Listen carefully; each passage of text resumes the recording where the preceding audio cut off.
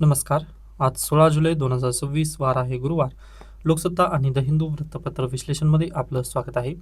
पहिली बातमी, 48,000 कोटींची वीज थकबाकी माफ. शेतकऱ्यांसाठी मुख्यमंत्र्यांची घोषणा. महावितरणचा भांडवली बाजारातील मार्ग सुकर. 2 लाखापर्यंतच्या सरसकट कर्जमाफीनंतर शेतकऱ्यांवरील 48,000 कोटींची वीज बिल थकबाकीही माफ करण्याचा निर्णय देवेंद्र फडणवीस यांनी घेतलेला आहे. या घोषणेतून राजकीय लाभाबरोबरच महाराष्ट्र राज्य विद्युत वितरण कंपनी म्हणजेच महावितरण याला भांडवली बाजारात सूचीबद्ध करण्याचा राज्य सरकारच्या प्रयत्नांना बळकटी मिळणार आहे. म्हणजेच काय तर डायरेक्टली आता पहा, कॅपिटल मार्केटमध्ये महावितरण आता भाग घेऊ शकेल. व पहा, कॅपिटल मार्केटमध्ये भाग घेण्यासाठी ना त्यांची जी थकबाकी आहे किंवा त्यांच्यावरती जे असेट्स आहेत ना ते बळकट करणं गरजेचे होते. बरोबर. मग आता सरकारने काय केलं, त्यांचं जी थकबाकी राहिली होती ती सरकार भरणार आहे. मग तेच पहा, त्यांची जी थकबाकी आहे तर ती माफ झाल्यानंतर त्यांचं जे कॅपिटल आहे ना ती अधिक बळकट झालेलं आहे. त्यामुळे भांडवली बाजारामध्ये आता महावितरण जाऊ शकतं. ओके. मग यासाठी पहा, कॅपिटल मार्केटमध्ये आता लिस्टेड कंपनी म्हणून महावितरणला पाहता येऊ शकेल. ओके. ही आजच्यासाठी पॉझिटिव्ह न्यूज आहे. मग याच निमित्ताने पहा, शेतकऱ्यांची जी थकबाकी उरलेली होती ती आता महाराष्ट्र शासनाने परिपूर्णरित्या माफ केलेली आहे. डन.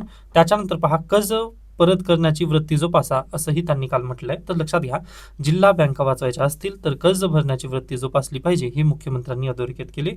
त्यातील राज्यातील 52% भाग अवर्षण प्रवण आहे. हा डाटा अतिशय महत्वाचा आहे आपल्याला. ओके. किती? 52% भाग अवर्षण प्रवण आहे. दुसरीकडे शेकडो टीएमसी पाणी सिंचन योजनांच्या अभावामुळे समुद्रात जाते. बरोबर आहे. पहा, राज्यात 24 नवीन धरणे बांधण्याची आणि 16 जुन्या धरणांची उंची वाढवण्याची योजना आहे. विदर्भ मराठवाड्यात एकही तालुका दुष्काळग्रस्त राहणार नाही, यासाठी देवेंद्र फडणवीस किंवा महाराष्ट्र शासन सध्याला प्रयत्नशील आहे, असं त्यांनी म्हटले. हे अतिशय महत्वाची बाब यांनी काल बोललेली आहे. पहा. ओके. तर पहा, आता शेकडो लिटर पाणी नक्कीच वाया जाणार आहे ना. पहा, पाऊस पडतं, मग ते नदी भरतात, पूर येतं नदीला, व ते तशाच पद्धतीने समुद्राला जाऊन विलीन होतं.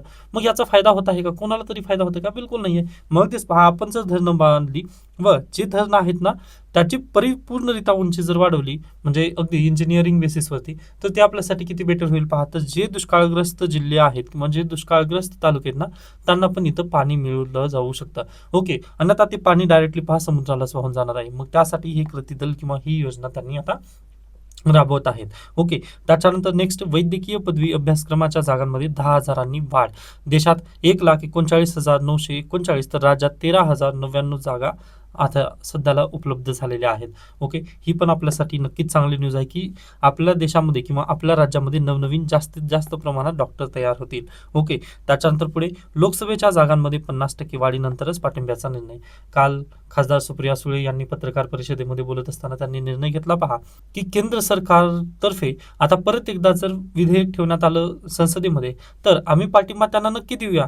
परंतु कोणत्या बेसिसवर? तर पहा, आता सध्याला जेवढी लोकसभेची संख्या आहे, आता महाराष्ट्रामधील जेवढी लोकसभेची जी सदस्य संख्या आहे ना त्याच्या लगेच 50% प्रत्येक राज्याला 50% वाढ देण्याची जर त्यांनी ग्वाही दिली ना तरच आम्ही त्यांना पाठिंबा देऊ. अन्यथा काय होणार आहे पहा, तर संख्येच्या बेसिसवर देण्याचा प्रयत्न केला डिलिमिटेशन, तर होणार आहे की फायदा कोणाला आहे, तर नॉर्थ स्टेटचा जास्त फायदा आहे.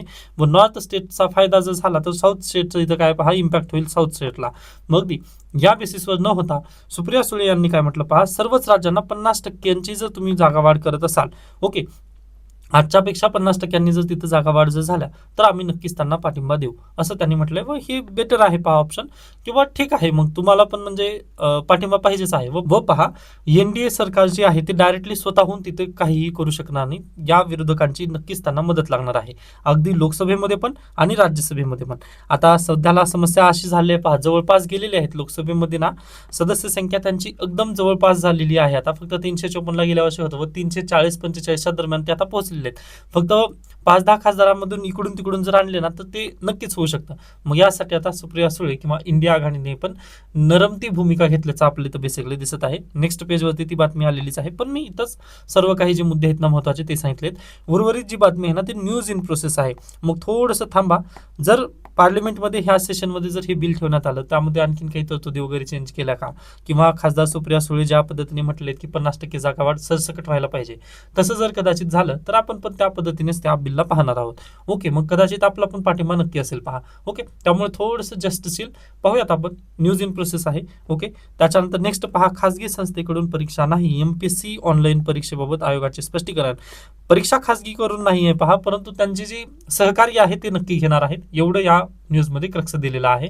व त्यांचं काय म्हणणं आहे, सरळ सेवा सर्व परीक्षा आता एमपीएससी कडे गेलेल्या आहेत व एमपीएससी कडे सर्व सरळ सेवा परीक्षा आल्यानंतर एमपीएससीला थोडासा तणाव जास्त आलेला आहे की आम्ही एक्झाम कशा पद्धतीने ऑफलाईन घेऊ. मग या नात्याने त्यांनी ऑनलाईन परीक्षा घेण्याचं ठरवलेलं आहे. ओके, एवढंच या न्यूजचं क्रक्स आहे. उर्वरित पाहूयात, मुख्यमंत्र्यांना निवेदन वगैरे देण्यात आलेलं आहे नक्कीच. ओके, त्याच्यानंतर पुढे चला. नेक्स्ट पहा, चिप निर्मितीला बळ, अतिशय महत्वाची न्यूज, पॉझिटिव्ह न्यूज, अतिशय महत्वाची. पहा, भारत सरकारला नक्कीच जाग आलेली आहे किंवा भारत सरकारने आता चिप निर्मितीला पावलं उचलायला चालू केली आहेत. परंतु यामधील सर्वात तोटा महत्वाचा काय झालाय, तर चायनाने हेलियमवरती जे एक्सपोर्ट होतं, हेलियमचं जे एक्सपोर्ट होतं ना, ते बॅन केलेलं आहे. आता हेलियम कशासाठी उपयोगात येतं, तर नक्कीच पहा, चिप मॅन्युफॅक्चरिंग इंडस्ट्रीमध्ये त्याला कूल ठेवण्यासाठी हेलियमचा वापर केला जातो. Okay, done. त्याच्यानंतर आता अगदीच हेलियमचा वापर आणि दुसरीकडे मेडिकल इंडस्ट्रीमध्ये केला जातो का, तर येस, MIR मध्ये ती जी मशीन्स आहेत किंवा ते जे मॅग्नेट्स आहेत ना, त्यांना कूल ठेवण्यासाठी पण MIRचा वापर केला जातो.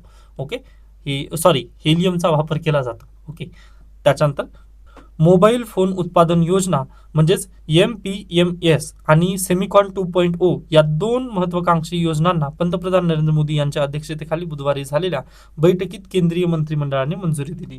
त्यासोबतच या दोन्ही योजनांसाठी एकूण 1.90 लाख कोटी रुपयांचा निधी तरतूद करण्यात आली असून देशांतर्गत उत्पादन, संशोधन, तंत्रज्ञान विकास, रोजगार निर्मिती आणि निर्यात वाढवण्यावर भर देण्यात आल्याची माहिती केंद्रीय प्रसारण मंत्री अश्विन वैष्णव यांनी दिली. आता अगदी पहा, सॉरी, मी तुम्हाला म्हणण्याचा प्रयत्न केला की आपल्या देशामध्ये आता परत एकदा मोबाईल इंडस्ट्रीचा उदय करण्यासाठी ही योजना अतिशय महत्वाची आहे. असं का, तर पहा, दुसऱ्या देशांमध्ये किंवा ॲपलने त्यांची जी मोबाईलच्या प्राइसेस आहेत ते 20% त्यांनी वाढवलं. ते कशामुळे वाढवलं, तर पहा, दुसऱ्या देशांमध्ये किंवा अगदी ॲपलला पण आता चिप्स मिळत नाही आहेत. ओके, चिप कशासाठी लागतात पहा, तर रॅम बनवण्यासाठी किंवा रॉम बनवण्यासाठी किंवा म्हणजे कोणत्याही गोष्टीमध्ये अगदी बारीक बारीक जे चिप असतात. आता यांच्याकडे आहे पहा, ही जी पिक्चरमध्ये दिसत आहे ना, ती बारीक बारीक जे चिप असते ना, ती बनवण्यासाठी आता अगदी दुसरे देश काय प्राइजेस वगैरे वाढवलेले आहेत. बरोबर, त्यामुळे ॲपलला पण आता चिप निर्मितीसाठी पहा थोडंसं प्रॉब्लेम येत आहेत. बरोबर, मग अगदी जर भारत सरकारने जर त्यांना प्रोत्साहन दिलं तर दुसऱ्या ज्या कंपन्या आहेत, आता आज घडीला पहा, ऑप्पो, विवो, वन प्लस ह्या सर्व कंपन्या कुठून आहेत, चायनामधून आहेत. मग अगदी पहा, तिथे पण प्राइजेस वाढवण्यात आलेले व अगदीच पहा, ग्लोबल सप्लाय चेन जे आहे ते डिस्टर्ब झाले स्ट्रेट ऑफ हॉर्मुझमुळे. ओके, मग सगळ्या ह्या कंडिशन जर पाहिल्या आपण व भारत सरकारने जर त्यांना अगदीच पहा, जर आपल्या देशामध्ये देशांतर्गत उत्पादन घेण्यात आलं मोबाईलचं, तर त्यांना कन्सेशन दिलेलं आहे पहा, तर 2.25% ते 5% आपण प्रोत्साहन त्यांना देणार आहोत. यासोबतच पहा, 1.5% अतिरिक्त प्रोत्साहन देणार आहोत, ते कोणासाठी, देशी ब्रँडसाठी. मग जर अशा पद्धतीने जर आपण त्यांना प्रोत्साहन दिलं तर नक्कीच पहा, 5% जरी म्हटलात तुम्ही, आता अगदी 5% जर किंमत कमी झाली तर ॲपल मॅन्युफॅक्चरिंग इंडस्ट्री चायनामधून भारत देशामध्ये नाही का आणणार, नक्कीच आणणार पहा, कारण अगदी त्यांना पण ते 5% स्वस्त पडेल. भारत देशामध्ये जर ते मॅन्युफॅक्चरिंग केले ना, तर त्यांना ते 5% स्वस्त पडेल. मग यासाठी भारत देशाने हा जो स्टेप्स काढलेला आहे किंवा हे जे स्टेप घेतलं ना, ते खूप महत्त्वाचं आहे. व सेमिकॉन म्हणजे चिप मॅन्युफॅक्चरिंग जे इंडस्ट्री आहे ना, ते आपण डायरेक्टली त्यांना चिप बनवा अशा पद्धतीने त्यांना स्वतः हे करून देत आहोत, म्हणजे सर्व इंडस्ट्री वगैरे बनवून आपण तिथे देत आहोत. यामुळे पहा, भारत देशामध्ये जर चिप निर्मिती झाली तर नक्कीच पहा, जे मोठे मोठे उद्योग आहेत ना, ते आपल्या देशामध्ये येतील. आता चिप कोणत्या घटकामध्ये नाही आहे, म्हणजे प्रत्येक घटकामध्ये तुम्हाला चिप मिळून जाईल. ओके, म्हणजे जे वायफायचं राउटर असेल किंवा अगदी तुमचं मोबाईल फोन असेल किंवा लॅपटॉप असेल, A to Z मध्ये तुम्हाला आज घडीला चिप मिळते. ओके, त्याच्यानंतर पहा, इलेक्ट्रिक व्हेकलमध्ये पण आता अगदी डिजिटल डिस्प्ले जोडायचा आहे व बॅटरी, GPS वगैरे सर्व जोडण्यासाठी पण काय लागतं पहा, चिप लागते. ओके, मग ती जर चिप भारत देशाने जर बनवून त्यांना दिली तर नक्कीच पहा, जे दुसऱ्या कंपन्या आहेत ना, ते आपल्या देशामध्ये येतील. व देशी उत्पादन जर केलं तर आपण त्यांना 1.5% तिथे टॅक्समध्ये माफी करणार आहोत व अगदीच प्रोत्साहन पण 5% आहे त्यांना. ओके, म्हणजे तुम्ही आमच्या देशात आला ती अनामताने. तर नक्कीच हे पहा, अतिशय बेस्ट न्यूज आहे. मी याच्यापूर्वी पण म्हटलेलं होतं की चिप मॅन्युफॅक्चरिंग इंडस्ट्रीकडे थोडंसं वेग भारत सरकारने द्यायला हवा व ते आता भारत सरकार करत आहे. व सध्याला हे प्रोजेक्ट कुठं आहे, तर गुजरातमध्ये आहे पहा. ओके, लास्ट वीकमध्ये पंतप्रधान नरेंद्र मोदी ऑस्ट्रेलियाच्या दौऱ्यावरती जाण्याच्या पूर्वी त्यांनी हे उद्घाटन केलेलं होतं. ओके, व परीक्षेला आज जर प्रश्न आला, सेमिकॉन कुठली चिप आहे, तर अगदी आपल्या देशाची आहे ही आत्मनिर्भर भारत. ओके, हा एक पॉईंट प्लीज तुम्ही लक्षात ठेवा. व मोबाईल मॅन्युफॅक्चरिंग इंडस्ट्री आपला कदाचित काळ हुकला, परंतु आपण वापस येण्याचा प्रयत्न नक्की केलेला आहे. नाहीतर पूर्वी पहा तुम्ही, म्हणजे 4G येण्याच्या पूर्वी आपल्याकडे ना विविध कंपन्या होत्या. मायक्रोमॅक्स होतं, सेलकॉन होतं, त्याच्यानंतर आणखीन लावा आता पण आहे सध्याला. पण ते पहा तशा 4Gचे मोबाईल आता अगदी कीपॅडमध्ये त्यांनी आणलेले आहेत, लावा. ओके, परंतु ज्या मायक्रोमॅक्स, सेलकॉन ह्या कंपन्या होत्या ना, ते परिपूर्ण त्यानंतर कार्बन, ओके, ह्या कंपन्या काय झाल्या पहा, डुबून गेल्या. का डुबून गेल्या तर अगदी ओप्पो, व्हिवो, रेडमी वगैरेचे मोबाईल आणले मार्केटमध्ये, मग त्यांच्यासोबत हे कॉम्पिटिशन करू शकलं नाही. मग कदाचित तेव्हाच जर भारत सरकारने हे जर पाऊल उचललं असतं ना तर बेटर झालं असतं. परंतु पहा, ती जरी बस चुकलेली असली तर आता सध्याला आर्टिफिशियल इंटेलिजन्सची बस आपल्या समोर आहे. व आर्टिफिशियल इंटेलिजन्सला काय जास्त लागणार आहे तर चिप लागणार आहेत. ओके, मग ह्या चिप अगदी जर भारत सरकार त्यांना प्रोव्हाइड करत असेल तर ते खूप त्यांच्यासाठी बेस्ट होईल. मग अगदीच पहा, जे ओप्पो, व्हिवो कंपन्या आता अगदी त्या येतील अथवा न येतील, परंतु त्यांना जर आपण 5% तुम्हाला कमी प्राइजेस आपण देऊ अशा पद्धतीचं जर लालच देण्यात आलं तर नक्कीच पहा ते भारत देशामध्ये नक्की येतील. ओके, त्यामुळे नक्कीच आपल्याला हे बेस्ट आहे. व पाहूयात आता ही जी योजना आणलेली आहे पंतप्रधान नरेंद्र मोदी यांनी, की मोबाईल फोन उत्पादन योजना, मग त्यानुसार कशा पद्धतीने आपल्या देशाची प्रगती होते. ओके, आत्मनिर्भर भारत किंवा मेक इन इंडियासाठी ही नक्कीच प्रकल्प महत्त्वाचा आहे. ओके, व ही योजना किती वर्षासाठी आहे तर 5 वर्षासाठी आहे. हा पण तुम्ही पॉईंट प्लीज लक्षात ठेवा. ओके, पुढील 5 वर्षांमध्ये देशात सुमारे 39 लाख कोटींचे मोबाईल फोन उत्पादन होईल. मोबाईल फोनच्या निर्यातीत मोठी वाढ होईल. सुमारे 60,000 प्रत्यक्ष रोजगार इथे निर्माण होण्याचे लक्ष्य आहे. ओके, अतिशय बेस्ट न्यूज आहे पहा. डन. त्याच्यानंतर नेक्स्ट पहा, भारत ब्रिटन व्यापार करार लागू. कालच्या न्यूजपेपरमध्ये आपण हे सर्व पाहिलेलं आहे. व पहा, जवळपास 99% वस्तूंवरती ना शून्य तिथे कर आकारण्यात येणार आहे. व परीक्षेला असा प्रश्न बिलकुल येत नाही की ह्या CETA नुसार म्हणजे इंडिया आणि UK किंवा ब्रिटन या दोघांमध्ये जे अग्रीमेंट झाले ना त्यामध्ये एका वस्तूवर किंवा एका बिस्किट पुड्यावरती किती टक्के व्याज लागणार आहे, सॉरी किती टक्के कर लागणार आहे, असे बिलकुल प्रश्न येत नाहीत. त्यामुळे निश्चिंत राहा. फक्त इथून प्रश्न काय येतात तर इंडिया आणि UKचे रिलेशन कशा पद्धतीने पुढे जात आहे व त्यामध्ये चॅलेंजेस आणि कशा पद्धतीने ते आपल्यासाठी पॉझिटिव्ह असेल हे परीक्षेला प्रश्न नक्की येईल. त्यातल्या त्यात तर्का म्हणून काय विचारलं जाईल पाहिजे, ॲग्रिकल्चर इंडस्ट्री ओपन केली आहे का त्यांना, तर बिलकुल नाही आहे. ओके, म्हणजे जे कालचं लेक्चर मी घेतलेलं होतं ना ते परिपूर्णरित्या सफिशियंट आहे. फक्त तुम्हाला 1-2 उत्पादनांची नावं माहिती असणं गरजेचे आहेत. ओके, ते कालच्या लेक्चरमध्ये सांगितलंच व परत इथं पण देण्यात आलंय पहा. याचा फायदा भारतातील वस्त्र तयार, कपडे, चामडे आणि पादत्राणे आणि रत्ने, दागिने यांसारख्या मजूर केंद्रित उद्योगांना प्रामुख्याने होईल. व हे कशा संदर्भात आहेत तर MSME मध्ये आहेत हे. ओके, MSME सेक्टरला याचा नक्कीच फायदा होणार आहे. डन. एवढंच बस झालं, एवढंच तुम्ही लक्षात ठेवा. उर्वरित कालचं लेक्चर एकदा पहा, त्यामध्ये जे पॉईंट आहेत ना ते तेवढे आहेत. बाकी इंटरनॅशनल रिलेशनचं कोर्स ओपन आहे, ज्या विद्यार्थ्यांना एनरोल करायचं आहे ते नक्कीच आपल्यासोबत जोडू शकतात. Okay, done. त्याच्यानंतर पुढे चला. नेक्स्ट पहा, घटना दुरुस्ती विधेयक मंजुरीच्या टप्प्यात प्रश्नचिन्ह. 50% वाढीव जागांच्या अटीवर यश अवलंबून 2/3 संख्याबळाचा सरकार जवळपास इतर पक्षांच्या पाठिंब्यासाठी केंद्र सरकारचे प्रयत्न आता सध्याला चालू आहेत. ओके, व जर हे प्रयत्न जर यशस्वी झाले तर नक्कीच पहा हे विधेयक पारित होईल. मग विधेयक पारित झाल्यानंतर फक्त आपल्याला त्याबद्दल पॉझिटिव्ह चर्चा करायची आहे.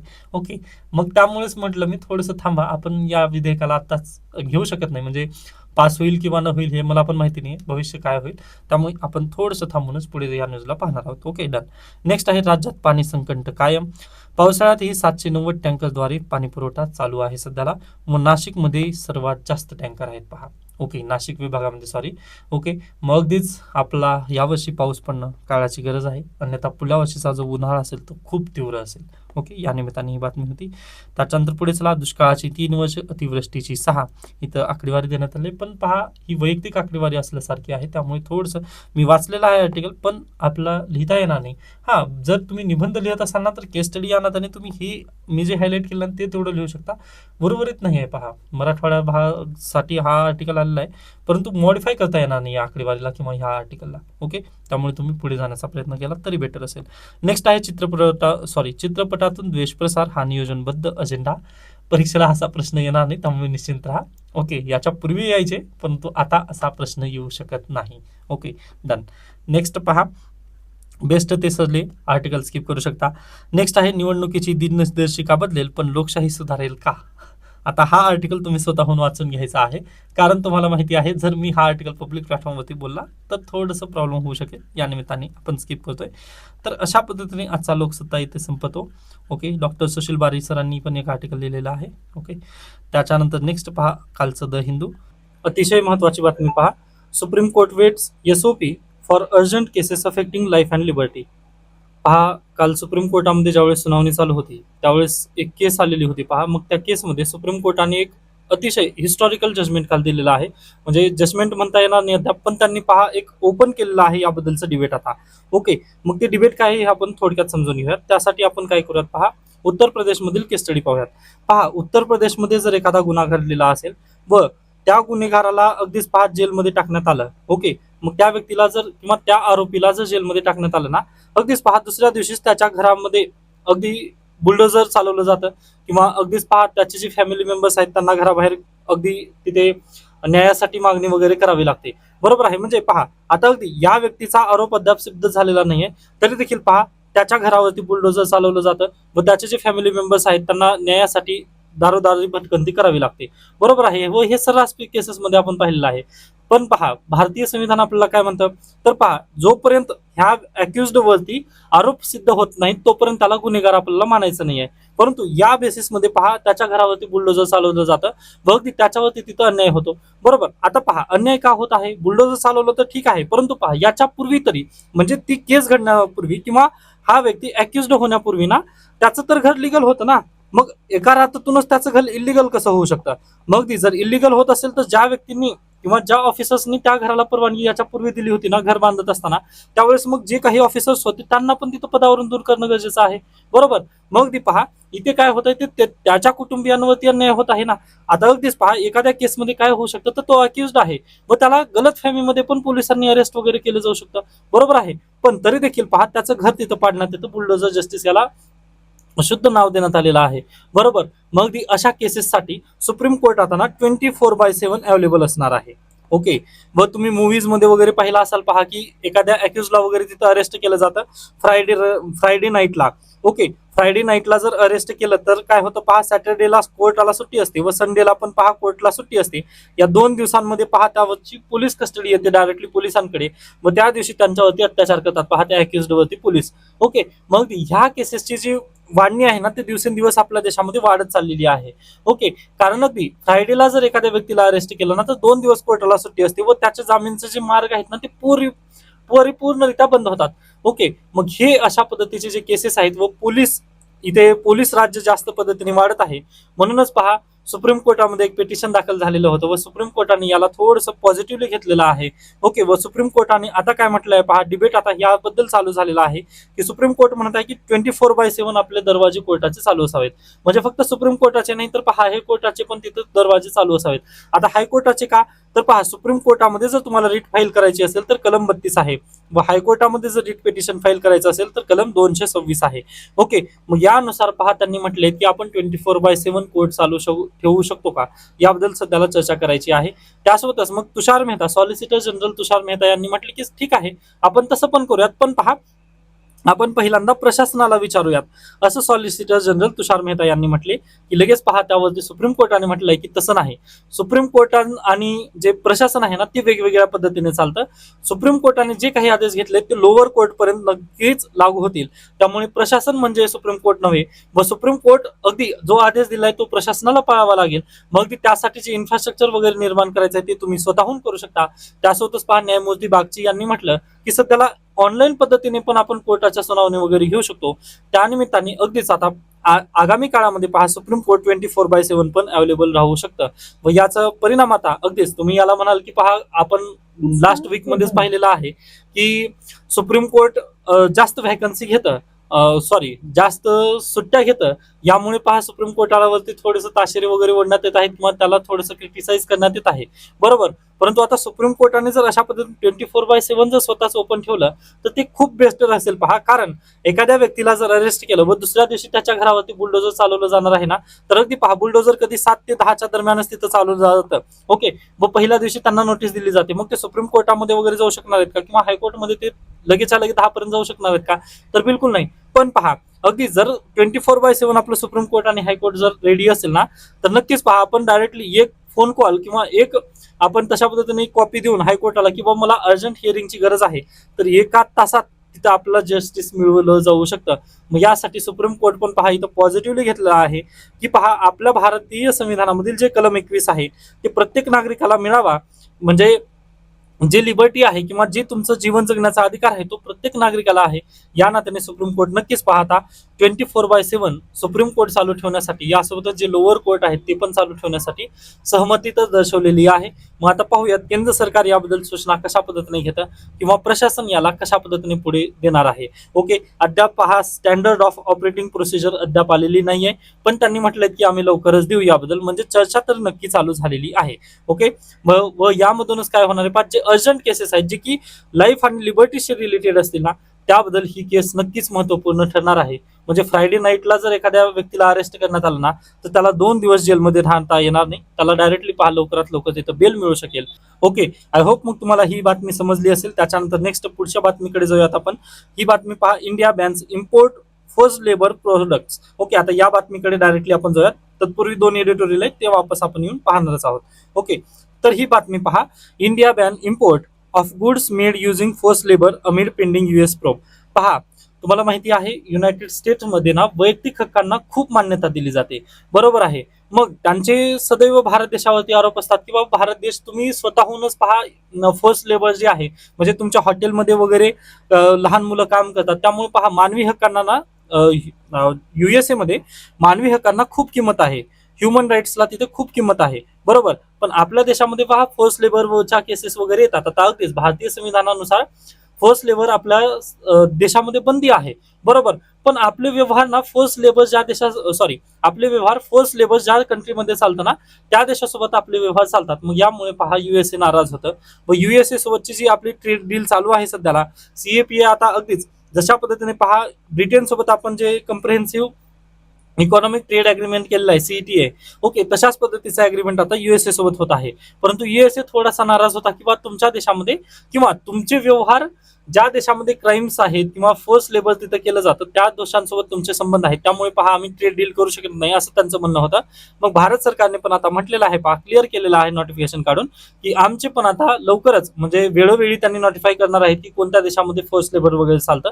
अद्याप त्यांनी कोणत्याही देशाला क्रिटिसाइज केलेलं नाही आहे, परंतु त्यांनी म्हटलंय की आम्ही पण दुसऱ्या देशामध्ये जर फोर्स लेबर चालत असेल तर आम्ही त्या देशापासून आयात म्हणजे जे वस्तू आहेत, वस्तू किंवा सेवा, ह्या आम्ही आयात बंद करणार आहोत, असं भारत सरकारने काल नोटिफिकेशन काढून म्हटलेलं आहे.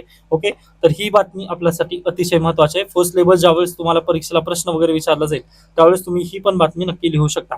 त्याच्यानंतर हे टेलिग्रामवरती अपलोड केलं आहे, तुम्ही हे पण वाचून घेऊ शकता, किंवा कालचं जे न्यूजपेपर विश्लेषण आहे त्यामध्ये मी हे सर्व काही डिटेलमध्ये सांगितलेलंच आहे. Okay, done. त्याच्यानंतर येतं पहा एक आर्टिकल आहे, अतिशय महत्वाचा हा आर्टिकल आहे. नवीना सिद्दीकी मॅडमनी हा आर्टिकल लिहिला आहे, the dangers of being cool teacher. आता पहा कूल टीचर किंवा जेनझी टीचर, आता अगदीच आपल्या देशामध्ये पहा टीचर बनण्यासाठी ना एक स्टँडर्ड ऑफ ऑपरेटिंग नक्कीच आहे. जसं की पहा टीईटी तुम्हाला पास करावी लागते, किंवा जर तुम्हाला प्राध्यापक जर व्हायचं असेल ना तर नेट किंवा सेट एक्झाम तुम्हाला पास करावं लागतं, बरोबर आहे. आता हे जे नेट सेटचं एक्झामिनेशनचं जे काही सिलेबस आहे ना त्यामध्ये त्यांनी रिसर्चचं कल्चर कशा पद्धतीने असायला पाहिजे किंवा टीचिंगचं कल्चर कशा पद्धतीने असायला पाहिजे याबद्दल चर्चा करण्यात येते. त्याच्यानंतर टीईटी जर तुम्हाला पास व्हायचं असेल तर त्याच्यापूर्वी काय अट आहे पहा, तुमचं डीटीईडी डिप्लोमा इन टीचर एज्युकेशन तरी व्हायला पाहिजे, किंवा बीएड बॅचलर ऑफ एज्युकेशन हे तरी होणं गरजेचं आहे, बरोबर. पण पहा ऑनलाईन एज्युकेशनमुळे काय झालं तर ह्या सगळ्या गोष्टींना बगल देण्यात आली. आता अगदी माझं नेट झालेलं आहे इकॉनॉमिक्स मध्ये, परंतु अगदी आता त्या गोष्टी मला माहिती आहेत की शिक्षकांनी कशा पद्धतीने रवैया वगैरे त्याचा असायला पाहिजे. पण पहा मी लहान मुलांना वगैरे शिकू शकतो का, तर माझं काही नेट सेट झाल्यामुळे पहा मी रिसर्च कशा पद्धतीने करायला पाहिजे. त्याच्यानंतर ती जी मोठे मुलं आहेत किंवा जे कॉलेजचे जे स्टुडंट्स आहेत ना त्यांना कशा पद्धतीने मी हाताळायला पाहिजे हे मला नक्की चांगल्या पद्धतीने येतील गोष्टी.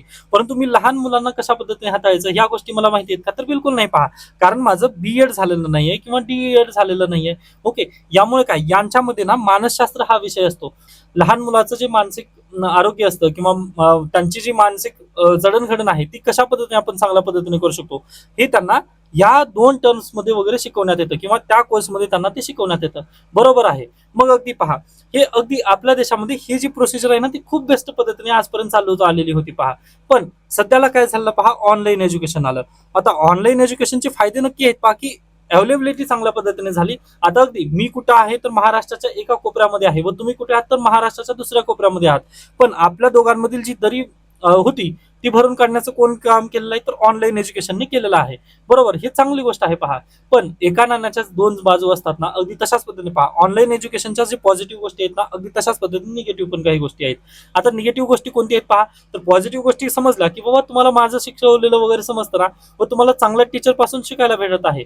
परंतु अगदी त्याच धर्तीवर पहा निगेटिव्ह गोष्टी अशा आहेत की इथं विद्यार्थ्यांच्या मानसिकतेवरती पण परिणाम केला जात आहे. आता अगदीच पहा तुम्ही युट्यूबवरती येता, कशासाठी येतात, तर अगदी पहा कोणचं तरी एखादी आता एखादी मला कन्सेप्ट समजत नाहीये. जसं की पहा इन्फ्लेशनची मला कन्सेप्ट समजत नाहीये. ओके, मग मी इन्फ्लेशनची कन्सेप्ट पाहण्यासाठी युट्यूबवरती गेलो. मग युट्यूबवरती गेल्यानंतर पहा तिथं मला काय, मी टाईप तर केलं, करायला टाईप केलं, परंतु तिथं ना थंबनेल अशा पद्धतीने टाकलेलं असतं शिक्षकांनी की बस. मग त्या थंबनेलला तुम्ही टच करता व ते टच केल्यानंतर पहा तुम्ही तुमचे 15-20 मिनिट किंवा 1 तास 2 तास कशा पद्धतीने युट्यूबवरती घालवता हे तुम्हाला पण समजत नाही. मग इथं काय होत आहे, तुमच्या मानसिकतेसोबत खेळलं जात आहे. ओके, म्हणजे क्लिकबेट ते थंबनेल असतात ना, त्याबद्दल इथं प्रॉब्लेमॅटिक सिच्युएशन होत आहे. म्हणजे अगदी मॅरेथॉन सेशन मधून आपलं कधीही अभ्यास होत नाही. आपला म्हणजे एक गोड समज आहे, आपला गोड गैरसमज आहे की मॅरेथॉन मधून आपला अभ्यास होतं.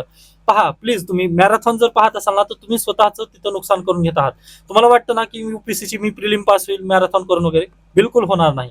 एमपीएससीचं पीवायक्यू वगैरे करून तुम्हाला वाटतं का, तर बिलकुल होणार नाही. तुम्हाला एमपीएससीचे पीवायक्यू स्वतःहूनच घ्यावं, म्हणजे तशा पद्धतीने घेऊन बसावंच लागतील. त्याच्यानंतरच पहा तुम्हाला काय होईल, त्याची पीवायक्यू वगैरे समजतील व ते तुमच्या इनबिल्ट तिथं तयार होईल. किंवा जर परीक्षेला जर प्रश्न आला ना, तर मी अशा पद्धतीने त्याचं उत्तर द्यायचं.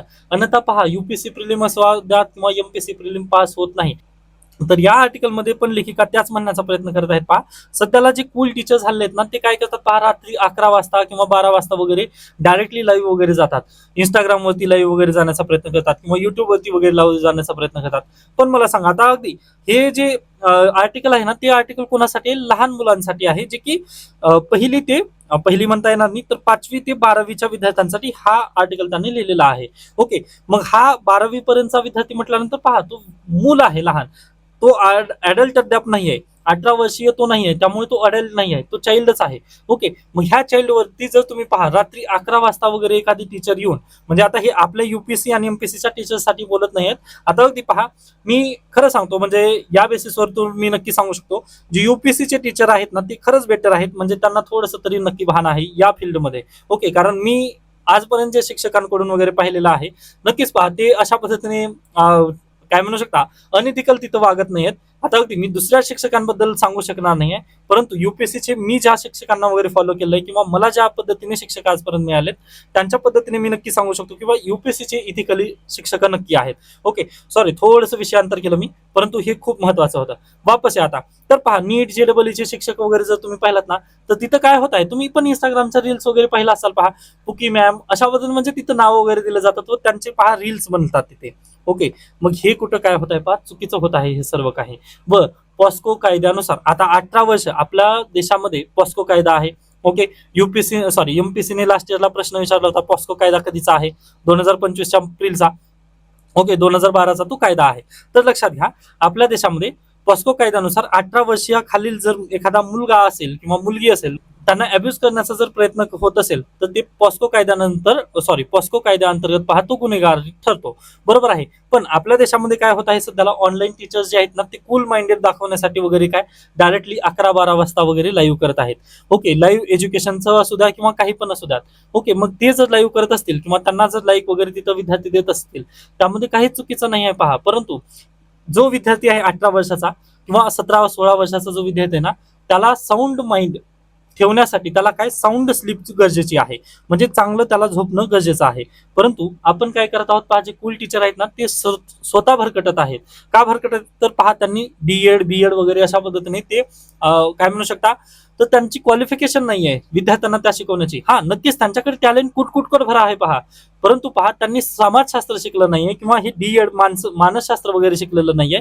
या कारणानिमित्त ते स्वतःचाच फायदा तिथं बेसिकली बघत आहेत व अगदी विद्यार्थ्यांना 11-12 वाजता वगैरे लाईव्ह येण्यासाठी सांगत आहेत. त्यामुळे पहा त्या विद्यार्थ्यांचं काय मानसिक तणाव तिथं जास्त दिवसेंदिवस वाढत आहे व हे देखील पहा आत्महत्याचं दिवसेंदिवस एक कारण बनत आहे. बरोबर आहे, हा एक महत्वाचा पॉईंट. त्याच्यानंतर पहा आता अगदी तुम्ही भरपूर शिक्षक वगैरे पाहिला असाल जे की आपल्या क्लासरूम मध्ये पण तशा पद्धतीने व्हिडिओ वगैरे बनवत आहेत. मग क्लासरूम मध्ये व्हिडिओ जर बनवत असतील, आता ऑनलाईन त्यांच्या स्टुडिओमध्ये बनवलं ते ठीक आहे, त्यांच्या रील्स वगैरे बनतात ते मी मान्य करतो. परंतु जर तुम्हाला पहा ते क्लासरूम मध्ये जर तुम्ही तो व्हिडिओ बनवत असाल, क्लासरूम मध्ये एखादा जर व्हिडिओ बनवला व व्हिडिओ बनवल्यानंतर पहा सर्व विद्यार्थी जर एखाद्या विद्यार्थ्यावरती जर हसत असतील, तर त्या विद्यार्थ्याला चांगलं वाटेल का की बाबा माझं व्हिडिओ व्हायरल झालेला आहे म्हणून तो पहा मानसिक त्याला नक्कीच धक्का बसेल. व अगदीच पहा त्याचा जर त्याच्या आजूबाजूच्या सोसायटीमधील जर विद्यार्थ्यांनी म्हटलं तुझा व्हिडिओ व्हायरल झालेला आहे, तू तसा का वागलास, असं जर कोणी त्याला प्रेशराईज केलं ना, तर तो एवढा मानसिकरित्या खच्चीकरण त्या विद्यार्थ्याचं होईल ना की तो पुन्हा उभारू शकणार नाही. पहा, कारण लहान वयामध्ये जे मानसिक खच्चीकरण होतं ना, ते पुन्हा ऍडल्ट फेजमध्ये ते भरून निघू शकत नाही. मग यासाठी पहा जे एज्युकेटर आपण नेमत आहोत ना, त्यांच्यासाठी हे बीएड डीएड ची क्वालिफिकेशन जे सरकारने ठेवले आहे ते खूप बेटर आहे. ओके. व मग आता हे आपण काय करायला पाहिजे पहा, अशा पद्धतीने दिवसेंदिवस केसेस वगैरे होऊ नयेत किंवा एखाद्या विद्यार्थ्याचं मानसिक खच्चीकरण होऊ नये, यासाठी पण आपल्याला तिथे जे टर्म्स अँड कंडिशन्स आहेत किंवा जे मुख्याध्यापक वगैरे आहेत ना, त्यांनी वेळोवेळी शिक्षकांचं तिथं ते तंतोतंत पालन होत आहे का नाही हे चेक अँड बॅलन्स असणं खूप गरजेचं आहे. त्यांच्यासोबत पहा व्हिडिओ बनवण्यासाठी जर बॅड टच करण्यात येत असेल किंवा त्यांच्यासोबत ग्रुमिंग वगैरे जर करण्यात येत असेल ना, तर ते अतिशय चुकीचं आहे व पॉस्को कायद्याअंतर्गत त्याबद्दल गुन्हा दाखल होऊ शकतो. व पहा आणखीन एक महत्वाचं म्हणजे पहा इथे, तर जे व्हिडिओ बनवले जातात आपल्या देशामध्ये, आता जे शाळेमधील जे शिक्षक वगैरे आहेत ना, त्यांनी जे व्हिडिओ बनवतात ना, ते विद्यार्थ्यांचा फेस डायरेक्टली तसंच समोर ठेवतात. पहा ते विद्यार्थ्यांचा फेस वगैरे देत नाही, म्हणजे विद्यार्थ्यांचा फेस वगैरे ब्लर करत नाहीत. मग हे खूप मोठं चुकीचं घडत आहे. पहा, व सुप्रीम कोर्टाने ना याच्या पूर्वीच सांगितलेलं आहे विद्यार्थ्यांना किंवा अगदी जे लहान मूल वगैरे असेल ना, त्यांचे जर तुम्ही फोटो अपलोड करत असाल सोशल मीडियावरती, तर त्यांच्या कन्सेंटनुसार तुम्हाला फोटो अपलोड करता येणार नाहीये. बरोबर आहे. व ते कन्सेंट कधी देऊ शकतील, तर 18 वर्षाच्या नंतरच ते कन्सेंट देऊ शकतील. मग पहा जे शिक्षक आहे ना, ते कोणाच्या बेसिसवर ते डायरेक्टली त्यांचा फेस वगैरे जमान्याला दाखवू शकतो, तर अतिशय हे चुकीचं होत आहे. पहा, ओके. मग यासाठीच पहा जे स्टँडर्ड ऑपरेटिंग आहे आपल्या देशामध्ये, जे गव्हर्नमेंट रूल्स वगैरे आहेत ना, त्याला योग्यरित्या फॉलो करणं काळाची गरज आहे. व जर एखाद्या शिक्षकाने बॅड टच बद्दल वगैरे तशा पद्धतीने म्हणजे एखाद्या विद्यार्थ्यांना बुली वगैरे करण्याचा प्रयत्न केला ना, तर त्या शिक्षकाला पॉस्को कायद्याअंतर्गत पहा अटक होणं काळाची गरज आहे. अन्यथा होत आहे काय पहा, तर हे जे शिक्षक आहेत म्हणजे सो कॉल्ड शिक्षक आपण त्यांना नक्की म्हणू शकतो, कारण त्यांच्याजवळ पात्रता नाहीये, डीएड बीएड वगैरे त्यांचं जर झालेलं नाहीये. व पहा पात्रता नसलेला शिक्षक जर विद्यार्थ्यांना बुलिंग वगैरे करत असेल किंवा त्यांना जर काही शिवीगाळ किंवा अगदीच पहा त्यांना काही पण कमेंट वगैरे तिथं जर करत असेल ना, तर नक्की ते विद्यार्थ्यांच्या मनावर तिथं बिंबवलं जातं. व ह्यासाठी आपली एज्युकेशन सिस्टीम वगैरे नाहीये. मग एज्युकेशन सिस्टीमला बर्बाद करण्यामध्ये पण ऑनलाईन एज्युकेशनचा नक्की हात आहे. मग त्यामुळेच पहा हे जे कूल टीचर्स जे कल्चर सध्याला मार्केटमध्ये येत आहे किंवा ऑनलाईन एज्युकेटर्स जे गालबोट ऑनलाईन एज्युकेटरला लागण्याचा प्रयत्न इथं केला जात आहेत ना, याला आपल्याला बंद करण्यासाठी नक्कीच पहा पावलं उचलणे गरजेचे आहेत. यासाठी गव्हर्नमेंट ऑफ महाराष्ट्र किंवा गव्हर्नमेंट ऑफ इंडियाने पण पावलं उचलणं काळाची गरज आहे. ओके. त्याच्यानंतर अगदीच हे मी स्वतःसाठी पण नक्कीच लागू करेन. आता अगदी तुम्ही पण नक्की सांगू शकता की सर म्हणजे मी पण कुठे जर चुकत असेल किंवा मी पण तशा पद्धतीने जर काही म्हणजे आता अगदी मी स्वतःवरती तर नक्की विश्वास आहे मला की मी इथिकली दुसरीकडे वगैरे तशा पद्धतीने अनइथिकल वागणार नाही. नक्कीच. पण तुम्हाला जर कुठे शंका वगैरे म्हणजे तशा पद्धतीने जर वाटत असेल माझ्याबद्दल पण, तर तुम्ही नक्कीच मला कंप्लेंट करू शकता. तर आता आपण इथे थांबूया. त्याबद्दल काही शंका काही सजेशन असतील तर तुम्ही मला नक्की सांगू शकता. धन्यवाद.